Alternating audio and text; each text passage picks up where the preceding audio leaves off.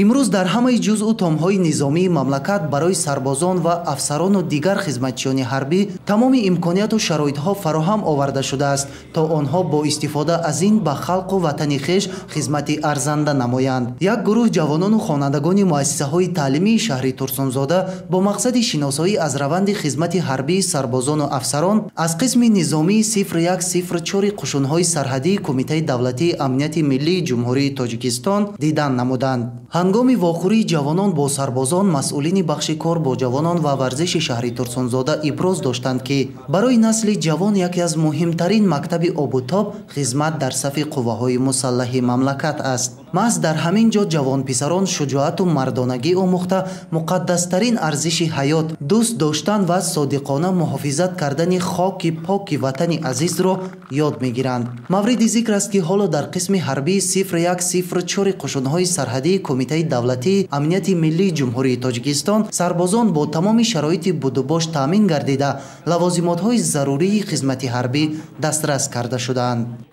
طول یک سال 6 ماه می‌شود که در قسم حربی 0104 کمیته دولتی امنیت ملی جمهوری تاجیکستان خدمت کرده ایستادم. در قسم حربی 0104 شرایط خیلی خوب می‌باشد.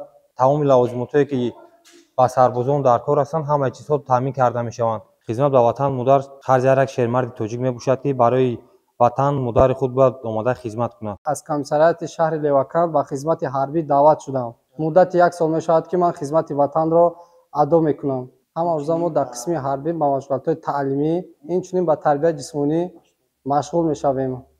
در انبار نگهداری محصولات آذوقه‌واری مواد خوراکه به طور کافی برای مهلت معین ذخیره گردیده همه روزه از آن استفاده میبرند. همچنین قطعه های زمین کارم که در حدود قسم حربی جایگیر است ثمرناک استفاده گردیده با زحمت خدمتچیان حربی محصولات گوناگون پرورش کرده میشوند. عین زمان محصولات کشاورزی کشت شده به ثمر رسیده برای آماده نمودن خوراک و ذخیره در دوره تیر ماه و زمستان سربازان از آن استفاده می نمایند. امروز مکتب بچگان استفاده 10 و 11 و قسم حربی تشریف آورده از بود و باش و حالت خدمت در صف قوای مسلح دیدن نمودند که این هم باشد با یک روحیه جوانان با خدمت حربی بلند می شود. امروز تامینات حیات شخصی با خوراک و پوشاک در سطح خوب قرار دارد. این از آن شهادت می‌دهد که امروز سرفرمانده عالی قوای مسلح همه کوشش زحمت خود را بهر مستحکم نمودن قوای مسلح روانه نموده است. قسم حربی 0104 قشون‌های سرحدی در شهر ترسانزاده همکاری خود را با حاکمیت شهر ترسانزاده در سطح خوب مانده است.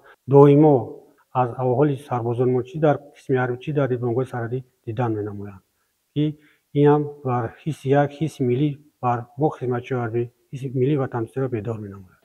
در ادامه بین سربازان و خوانندگان مؤسسه‌های تعلیمی مسابقه‌های گوناگون دایر گردیده به جوانان از روند مشغولیت‌های تعلیمی، قسم‌های سلاح آتشفشان و اصول و قاعده‌های بی‌خطری استفاده آن معلومات داده شد. سرحدبانان کفیل امنیت و آسودگی مردم کشورند، زیرا حفظ مرز و بوم مملکت و تامین امنیت دولت و ملت از هر یک سرباز سرحدبان هوشیاری و زیرکی و دلیری و شجاعت را تقاضا می‌کند که در چنین قسم‌های نظامی دارای شرایط ضروری بود و باش سربازان می‌توانند ملکه و مهارت خود را تکمیل دهند و به خلق و وطن خویش صادقانه خدمت نمایند. در جمهوری تاجیکستان هر سال 2 مرتبه معرکه دعوتی جوان پسران سین دعوتی به صف قواهای مسلح دایر می‌گردد. مهیا نمودن شرایط مساعد خدمت حربی در صف قواهای مسلح مملکت و هوسمندگردانی دعوت شوندگان با امکانیت‌های گوناگون باعث گردید که صف جوانانی که با درک بلند وطن دوستی و احساس خویشتن شناسی